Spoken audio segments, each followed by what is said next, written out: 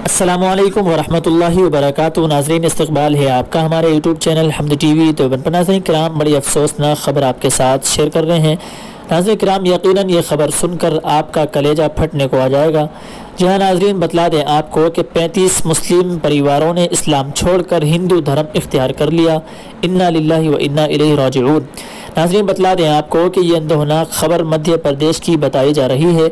دعا فرمائے اللہ تعالی ہم مسلمانوں کو اپنے دین و ایمان پر ثابت قدم رکھے، ہماری نسلوں کے دین و ایمان کی پوری حفاظت فرمائے۔